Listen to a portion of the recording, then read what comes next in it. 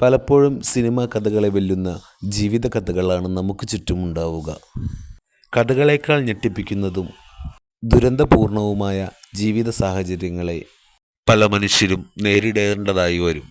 അത്തരത്തിൽ കേൾക്കുന്ന ആരുടെയും കാതു മരവിപ്പിക്കുന്നതും കണ്ണിൽ ഈറനണിയിക്കുന്നതുമായ ഒരു ദുരന്തപൂർണമായ കഥയാണ് ഈ പ്രമുഖ നടിയുടേത്. സിനിമാ മേഖലയിലെ ഒരു കറുത്ത പാടെന്ന് വിശേഷിപ്പിക്കുന്ന ദുരന്തങ്ങളാണ് ഈ നടിക്ക് ജീവിത സാഹചര്യങ്ങൾ ഒരുക്കിയത്. മമ്മൂട്ടിയുടെയും മോഹൻലാലിൻ്റെയും ചിത്രങ്ങളായ അയ്യർ ദി ഗ്രേറ്റ്, ദേവാസുരം എന്നീ സിനിമകളിലും ഈ നടി ശ്രദ്ധേയമായ കഥാപാത്രങ്ങളെ അവതരിപ്പിച്ചിട്ടുണ്ട്. രജനികാന്തിൻ്റെയും കമൽഹാസൻ്റെയും സിനിമകളിൽ സ്ഥിരസാന്നിധ്യമായിരുന്ന ഈ നടി തൻ്റെ അവസാന കാലത്ത് വളരെ ദുരിതപൂർണമായ യാതനകളാണ് അനുഭവിച്ചിരുന്നത്. ഒരു കാലത്ത് എല്ലാ സിനിമകളിലെ സെറ്റുകളിലും സ്ഥിരസാന്നിധ്യമായിരുന്ന ഈ നടിയുടെ പേര് നിഷ നൂർ എന്നാണ്. പ്രമുഖ നടന്മാരുടെ സിനിമകളിൽ അഭിനയിക്കുന്നത് കൊണ്ട് തന്നെ നിഷയെപ്പറ്റി അക്കാലത്തും വലിയ കിംവദന്തികളുമുണ്ടായിരുന്നു. 1980കളിലെ ഒരു മുൻനിര നടി തന്നെയായിരുന്നു നിഷ നൂർ. തമിഴ്, മലയാളം, തെലുങ്കു, കന്നഡ എന്നീ ഭാഷാ ചിത്രങ്ങളിൽ അഭിനയിച്ച ഇവർക്ക് വളരെയധികം ആരാധകരുമുണ്ടായിരുന്നു.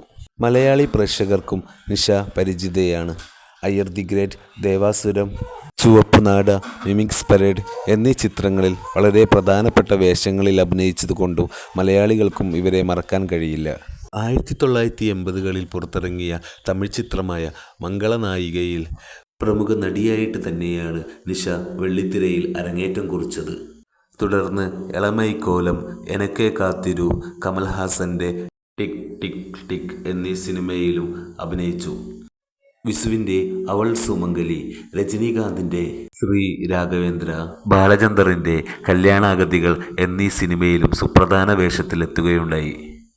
ഒരുപാട് സിനിമകളിൽ അഭിനയിച്ചിട്ടുണ്ടെങ്കിലും തമിഴിൽ നിഷയ്ക്ക് വിചാരിച്ച തരത്തിലുള്ള ഉയർച്ച ഉണ്ടാക്കാൻ കഴിഞ്ഞിരുന്നില്ല. സിനിമയിൽ അവസരങ്ങൾ ലഭിക്കാതെ ആയപ്പോൾ സാമ്പത്തികമായി വളരെയധികം ബുദ്ധിമുട്ടുകൾ അനുഭവിച്ചിരുന്നതായും വെളിപ്പെടുത്തിയിട്ടുണ്ടായിരുന്നു. കാലങ്ങൾ മുന്നോട്ടു പോകവേ നിഷ നൂറിനെ ദാരിദ്ര്യം വല്ലാതെ ബാധിക്കുകയും ചെയ്തു. കുടുംബത്തിൽ നിന്നും അവർക്ക് ഒരു സഹായവും ലഭിച്ചില്ല. കൗമാരത്തിൻ്റെ തുടക്കത്തിൽ തന്നെ നിഷ തൻ്റെ കസിനുമായി വിവാഹത്തിലേർപ്പെടുകയും ചെയ്തിരുന്നു. പക്ഷേ പിന്നീട് അവർ വിവാഹമോചനം നേടുകയും ആ ബന്ധത്തിൽ അവർക്ക് 2 കുട്ടികൾ ഉള്ളതായും പറയപ്പെടുന്നുണ്ട്. ജീവിതത്തിൽ വളരെ കഷ്ടപ്പെട്ട നിഷയ്ക്ക് ഒരു നിർമ്മാതാവ് വേശ്യാവൃത്തിക്ക് വേണ്ടി സമീപിച്ചെന്നും അതിനുശേഷം അവളെ ആരും സിനിമാ മേഖലയിൽ കണ്ടിട്ടില്ല എന്നും പറയപ്പെടുന്നു. ഒടുവിൽ 2007 കൂടിയാണ് നിഷയ്ക്ക് HIV പോസിറ്റീവ് ആണെന്ന് പുറംലോകമറിയുന്നത്. ശരീരം മുഴുവനുമായി മെലിഞ്ഞ് എല്ലുകൾ ഒട്ടിയ അവസ്ഥയിലായിരുന്നു അന്നേരം അവർ. അപ്പോൾ ഒരു പ്രമുഖ സിനിമാ നടിയാണെന്ന് തിരിച്ചറിയാൻ കഴിയാത്ത വിധം അവർ മാറിപ്പോവുകയും ചെയ്തിരുന്നു. അവരുടെ ആ അവസ്ഥയിൽ അവസാന കാലത്ത് അവരെ ഒരു ഇസ്ലാമിക സംഘടന സഹായിച്ചിരുന്നതായും പറയപ്പെടുന്നു.